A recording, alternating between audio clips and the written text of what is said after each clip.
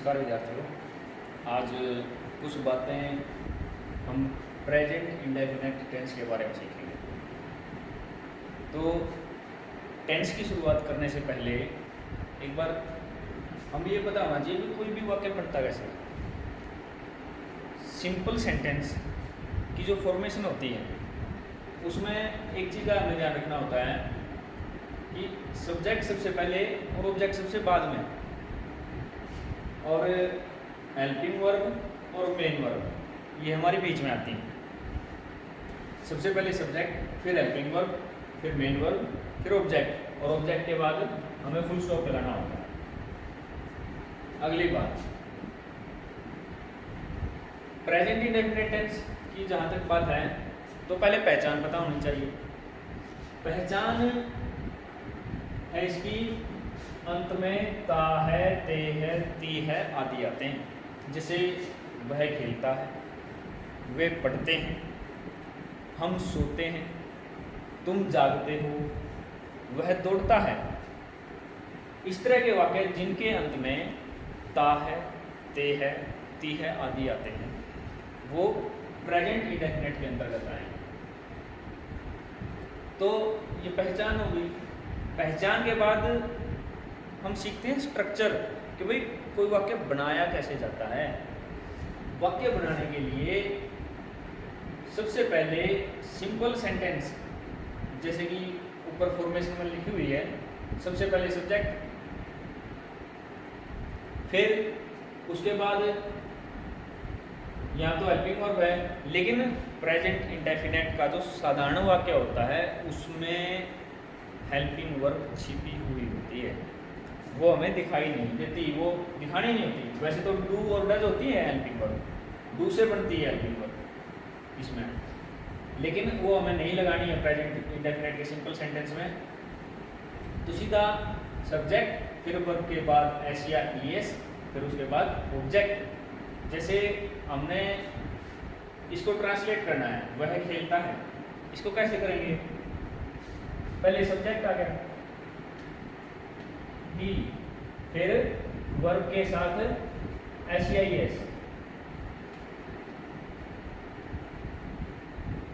Please. लेकिन इस बात का ध्यान रखना पड़ेगा कि हमने एस या ईएस लगाना कब है।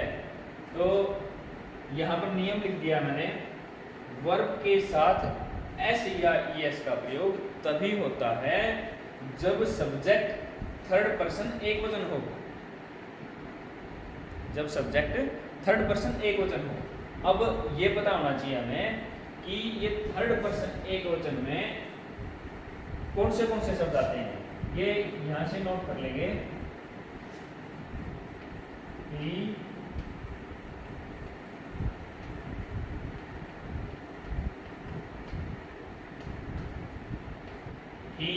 शी, इट या कोई नाम, ये कहीं भी अगर आपको दिख जाए, ही, शी, इट या कोई नाम, वो थर्ड पर्सन के अंदर आएंगे। और नाम का ये ध्यान रखना है कि अगर नाम एक है तो वो थर्ड पर्सन सिंगुलर होगा, अगर एक से ज़्यादा नाम है तो प्लूरल हो जाएगा। जैसे राम खेलता है, राम प्लेज लिखेंगे। राम और श्याम खेलते हैं तो उसके लिए राम एंड श्याम प्ले आएगा। इसमें हमने एस या एस नहीं लगाना है। जब नेगेटिव वाक्य बनाएंगे, नेगेटिव वाक्य में क्या होगा? पहले सब्जेक्ट, फिर उसके बाद हेल्पिंग वर्ब। हेल्पिंग वर्ब का हमें ध्यान रखना है। कोई भी टेंस सीखना है तो उसमें हेल्पिंग वर्ब और वर्ब की कौन सी फॉर्म लगेगी इसका हमें पता होना चाहिए। Subject plus helping verb do या डज, फिर वर्ब की फर्स्ट फॉर्म और फिर ऑब्जेक्ट। जो एस या ईएस हमने वर्ब के साथ लगाया था वो एस या ईएस वर्ब से उठकर यहाँ डू के साथ आ जाता है और वर्ब का शुद्ध रूप यहाँ पे रह जाता है।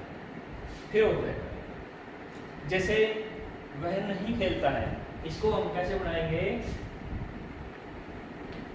ही, हेल्पिंग वर्ब डू होती है ना, तो एस यहाँ से उठ के आएगा, डू से डज बन जाए, he does not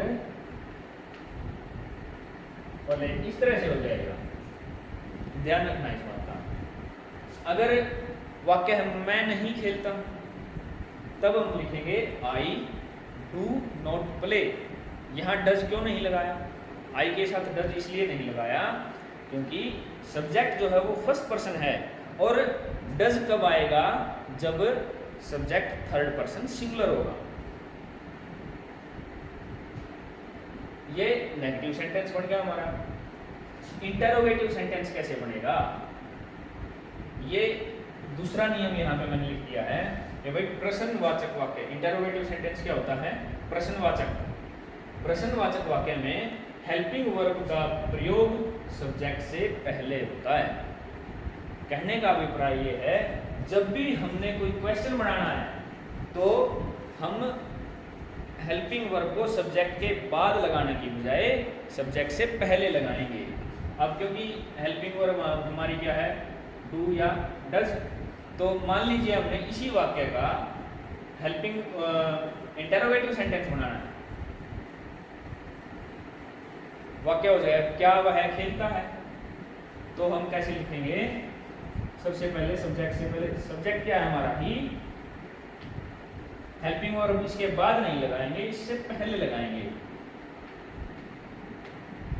does he